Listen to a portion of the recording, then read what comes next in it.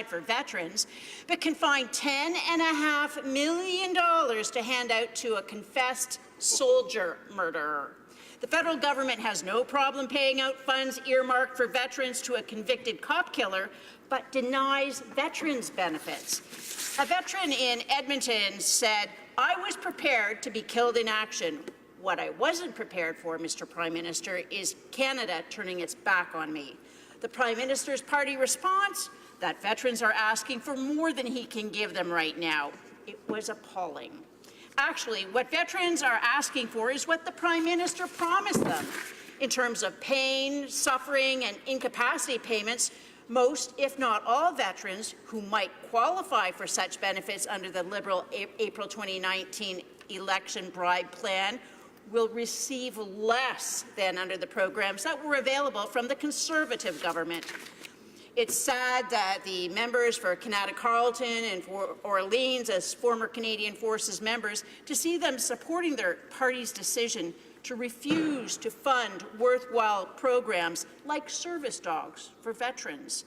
Study after study has shown service dogs help veterans with PTSD and so much more. Despite all the evidence, and I know from working with veterans and sharing their success stories with service dogs, this cold, callous Prime Minister is out of touch when he claims veterans are asking for too much. The benefits are real. I led the initiative to have service dogs matched with veterans in Canada. I saw the benefits firsthand when a friend and former soldier's service dog not only assisted him as a seeing eye dog for his blindness, but sensed and stopped PTSD reactions to sights, smells, and sounds. Treatment that is drug-free. Despite all the evidence, the Liberal Party still refuses to fund service dogs. That means veterans who need service dogs are forced to rely on the charity of others, since the combined training of the dog and master can cost upwards of $40,000. Federal government policy on veterans? Veterans funds for terrorists and cop killers? No money for veterans. Shame. Many may never get their service dogs. Others have to wait years. Veterans who put their lives on the line for Canada should not have to wait. It's just not right. My riding of Renfrew-Nipissing-Pembroke is home to the Joan D. Bray Veteran Learning Centre at Willis College in Arnprior. The centre, through the financial generosity of College President Rima Aristocat, pioneered the veteran-friendly transition program. The program, developed by Willis College Arnprior's campus manager Bernard Doyle with the help of veterans, is a place where changing technology is helping veterans. Its graduates fill key positions in cybersecurity. This is an example of the private sector responding to the needs of veterans. This is not the approach the federal government takes to veterans' needs.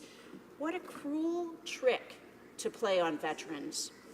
Announce a plan or some other program that few, if any, qualify for, spend veterans' funds on empty storefronts in government ridings and hope enough time will pass that veterans will forget what they were originally promised. Budget 2016 marked the beginning of a second Liberal era of darkness for Canada's women and men in the Canadian Armed Forces.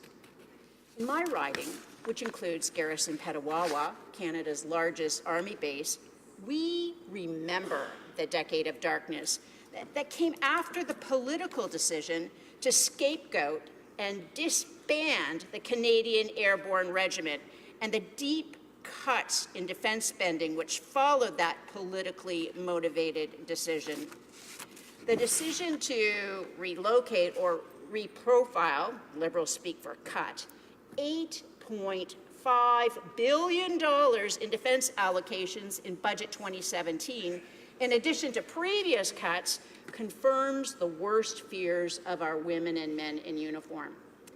Canada's veterans are being told they should just wait, that tomorrow and the next budget will fix everything. It's the tomorrow budget, but tomorrow never comes. It's a false economy to plan on denying veterans benefits with the expectation that the veterans will eventually give up fighting for what they're entitled to or die off from their injuries. Last year in this House, I posed a question to the Prime Minister on behalf of Warrant Officer Roger Perreault, a veteran in the Canadian Armed Forces, regarding the decision to reward terrorists who maim and kill Canadian soldiers while denying compensation to soldiers injured in roadside bomb attacks. Retired Warrant Officer Roger Perreault is an Afghan veteran who served his country honorably. His great-grandfather was an engineer in the First World War.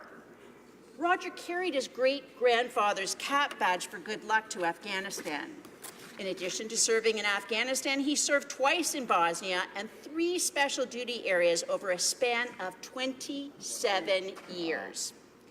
He was medically released from the military in 2017. Retired Warrant Officer Roger Perreault was injured in 2006 in a blast from an improvised explosive device while serving in Afghanistan. He's had 3 back surgeries, 2 hip replacements, and other complications. His release was timed to take place 2 days before the government's fake news announcement that all support programs would be in place for veterans before an injured soldier was discharged from the military. Nothing was in place for Roger and his family.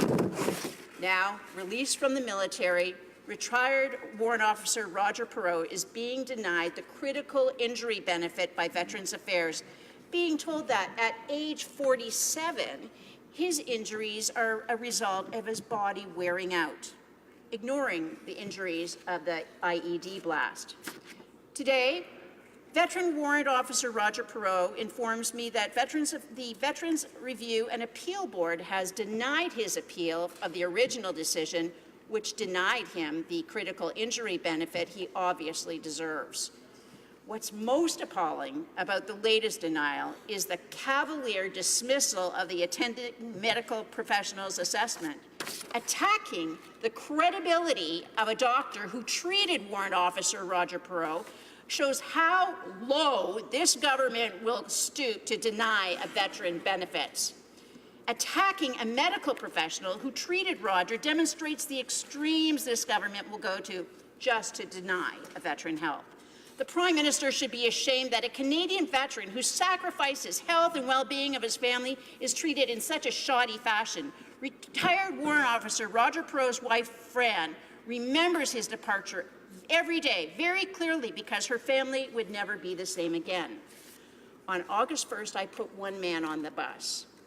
On November 3rd, a different man came home. He looked like my husband. He talked like my husband, but it wasn't my husband. Part of him is still over there somewhere, and I don't know if I'll ever get it back. End of quote. On the evening of October 7th, 2006, while on mission in Afghanistan, Warrant Officer Roger Perreault was on a routine patrol in a Lab 3. He'd stopped behind another Lab 3 and dismounted when a large explosion ripped the left side of the LAV, throwing him to the ground.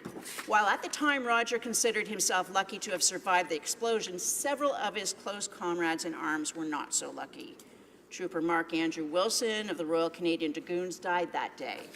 On September 3rd, 2006, Sergeant Hank Stachnik from Rogers 2 Combat Engineer Regiment, Warrant Officer Richard Francis Nolan, and Warrant Officer Frank Robert Mellish of the Royal Canadian Regiment died during a Taliban assault. Roger's haunted by memories of those fallen comrades. Now, considering the treatment he's receiving from his own government, he's not so sure who was the lucky one. Additional existing and future benefits have highly restrictive criteria. The Liberals have made it so difficult to qualify for the critical injury benefit that by their own estimates, only 6 veterans per year qualify going forward. Worst of all, the critical injury benefit that would make a real difference in the life of this injured veteran and his family is a pittance in comparison to the $10.5 million paid out to a confessed terrorist. Shameful. a terrorist who built IEDs as part of his mission to kill Canadian soldiers.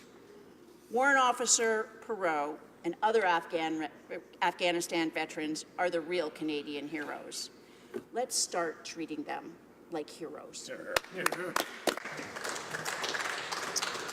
Questions and comments. Question commentaire, the honourable member for St. Catharines. Thank you very much, Mr. Speaker. I'd like to thank the honourable member for her speech and for her passion in regards to veterans. I know she does have a military base in her riding and is passionate about the subject. But she talks about instances going back to 2006. And I know it's sometimes that we want to forget about previous government that was in office, especially since veterans' offices were shuttered, programs were cut. Does she want to comment on the additional $10 billion in money that has been spent by this government for veterans and the priority that this government has taken after 10 years of Stephen Harper and what his government did? The honourable member for Renfrew-Nipissing-Pembroke. Oh, Mr. Speaker, I'll do even better. I'll conclude my remarks and my answer to his question by quoting from the Liberal Party candidate I defeated in the last federal election and what he now has to say on social media about the Prime Minister. Quote, 3 years ago, I decided to seek the Liberal nomination for the candidacy in Renfrew-Nipissing-Pembroke. My only political goal was to play a role in assuring that no other brave Canadian soldier would be penalized at home due to their service. I was inspired by the Prime Minister's promises to fix things. I was inspired by the presence of other veterans lining up to win nominations for the Liberals. I legitimately felt hopeful for the first time in a long time. I believed them. Now, I realize I was wrong. The Prime Minister recently stated that Canadian veterans want more than Canada can give. I stood behind the Prime Minister on stage on August 2015 when he made a promise to veterans, a promise which was obviously, in retrospect, a political bargaining chip. I have had first-hand experience as a service member, stakeholder, and party member with respect to the way our military is regarded and treated. At some of the highest levels, I've personally witnessed the way in which our injured and ill are regarded with skepticism, suspicion, and cynicism by members of the governing party. It needs to end now. Veterans benefits for veterans. Questions and comments. The honourable member for Courtenay Alberni. Thank you, Mr. Speaker. Mr. Speaker, I want to thank my colleague for her speech. You know, when we first started this process, when we learned about the Garnier case, veterans, Canadians were outraged. They were outraged. They wanted this fixed. We talked to veterans organizations, but they're also concerned about the ramifications of fixing this. They didn't want it to affect veterans and their families' benefits that they fought so hard for, Mr. Speaker. Recently, we just learned this afternoon that the Liberals have decided to take a sledgehammer approach to this now. They've decided to cut all benefits for all family members of veterans that are incarcerated, regardless of the crime. Like if someone had a small amount of marijuana or whether the crime or their PTSD or mental health illness was a direct result of the member's service. They've just decided to take away all of their benefits. Mr. Speaker, I wish that the Liberals would have taken an approach that was more inclusive and examined the situation. Clearly, they had to deal with the Garnier situation.